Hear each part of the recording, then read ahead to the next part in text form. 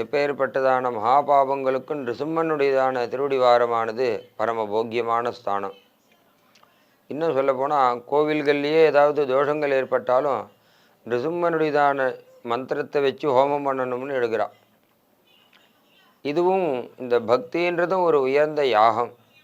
அதனால் லக்ஷ்மீ நிருசிம்மனாக இருக்கக்கூடியதான சுவாமியை பிரார்த்தனை பண்ணி அந்த நிருசிம்மனுடையதான அவதார க்ஷேத்திரமாக இருக்கக்கூடியதான அகோபில க்ஷேத்திரம், அந்த க்ஷேத்திரத்தில் ஆண்டாள் எழுந்தருளி அங்கே இருக்கக்கூடியதான கண்ணன் சீரிய சிங்கம் போல எப்பேற்பட்டவர்களையும் ஒரு கை பார்க்கக்கூடியதான சாமர்த்தியமுடையதான கண்ணன்.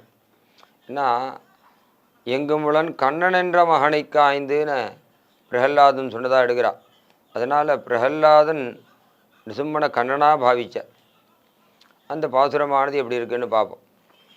மாறி மலைமடஞ்சில் மண்ணி கிடந்துறங்கும் சீரிய சிங்கம் அறிவற்று தீவிடித்து வேறு மையர் பொங்க எப்பாடும் பேந்துதிரி மூழ் நிமந்து முழங்கி புறப்பட்டு போதரமா போலே நீ பூவை பூவண்ணா உன் கோயில் நின்று இங்கனே போகந்தருடி கோப்புடைய சீரிய சிங்காசனத்திலிருந்து யாம் வந்த காரியம் ஆராய்ந்தருளேலோ ரம்பாவாய்.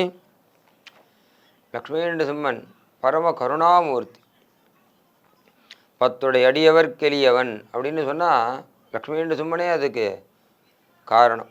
லக்ஷ்மீ நிருசிம்மனுடைய ஹிருதயம் அவ்வளவு ரொம்ப சுலபமாக இருக்கும்.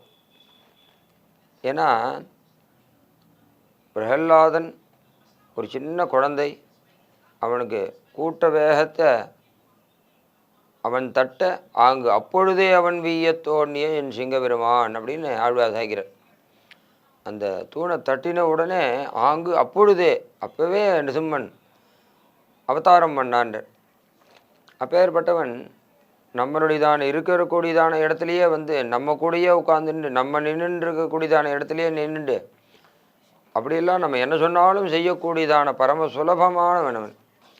ஆனால் எங்களுடையதான நாயகன் எப்படி இருக்கணும், எங்கே இருக்கணும்னு நாங்கள்லாம் ஒரு திட்டம் வச்சுட்டு இருக்கோம். நீ அந்த மாதிரி உட்கார்ந்துட்டு அந்த மாதிரி நீ அனுகிரகம் பண்ணணும், அது எங்களுக்கும் கௌரவம் உங்களுக்கும் கௌரவம். சீரிய சிங்காசனத்தில் இருக்கணும், ஒரு பெரிய சிம்மாசனம்.